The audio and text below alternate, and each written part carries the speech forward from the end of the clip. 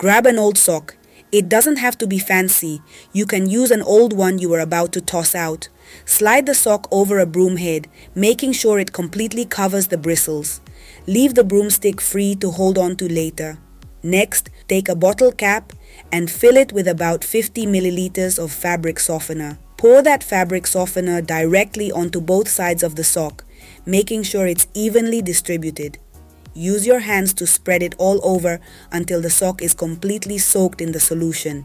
It should look like this, completely covered but not dripping.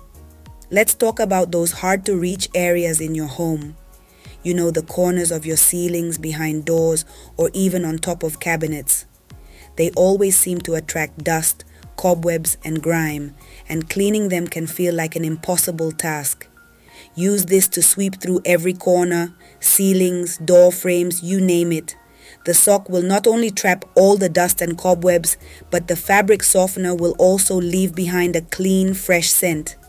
That sock acts like a dust magnet, and you'll be amazed at how easily it glides over tricky surfaces.